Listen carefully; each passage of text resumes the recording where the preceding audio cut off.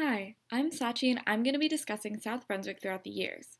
But rather than just talk about how South Brunswick has grown and developed, I figured that we could build South Brunswick together, piece by piece, to get a feel for what it looked like during the 1950s and 60s and how that differs from today.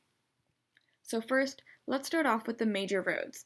As I'll explain, the major roads of South Brunswick are the framework for all of the residential, industrial, and social growth that is to come. Route 1 and Route 130 were already built in 1926 and 1927 respectively, so they'll stay on our model.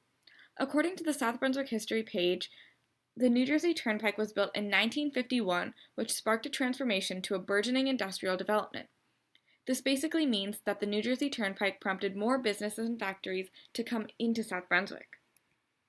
Now that our framework is all laid out, let's move on to the developing land.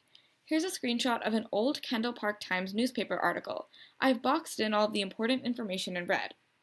In the fall of 1959, South Brunswick opened up a Constable Elementary School and introduced 1,500 new housing units. To demonstrate this, I'm going to put Constable Elementary School on our map along with one residential development. This photo is from the same newspaper article, but it shows the proposed floor plan of the room. It has a kitchen, a weather storage, and an all-purpose room, which is much different from today and how we structure our schools. So let's switch gears a bit and talk about Kendall Park. Kendall Park, named after builder Herbert Kendall, created this in 1956. Here's a photo of a grocery store in Kendall Park, which I'm going to add to our model. Next, here's an advertisement for Kendall Park when it was first being built. There's a long list of different buildings they wanted to implement, but I'm just going to highlight a few. They have some elementary schools, such as Monmouth Junction Elementary School, some playgrounds, and a sparkling new shopping center. All of these are going to be added to our model. Finally, here's an image of a house being built near Kendall Park. Notice the type of car that's driving by.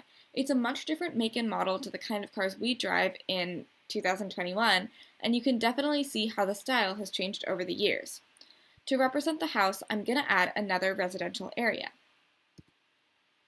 Now, business districts in South Brunswick go hand in hand with the major roads. To understand why South Brunswick has experienced so much industrial growth during the 50s and 60s, let's take a look at this image of a report on South Brunswick to the right. Some of the key ideas to note are South Brunswick's very attractive location, easy transportation, and proximity to major airports. Also, since South Brunswick used to be farmland, there was a lot of wide open space for companies to move in, and its location was definitely ideal.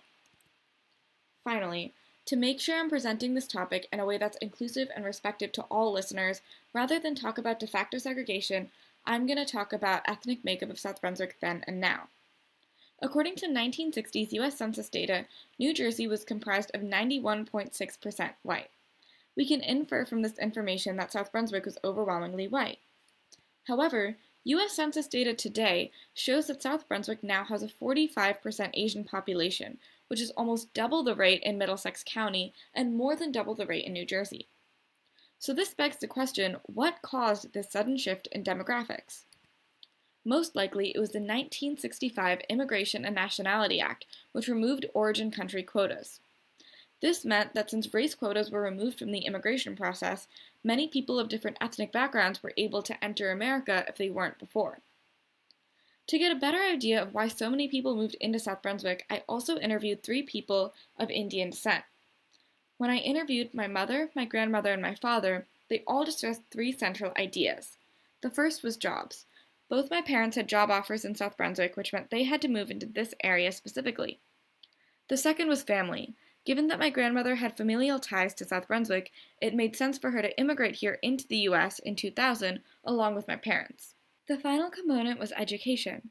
Both my parents knew that the South Brunswick School District was quite good for a public school, and therefore would be a wise choice to raise a family here. So, thank you for listening. I hope that this has taught you a little bit about South Brunswick's history and how we can build South Brunswick from the ground up.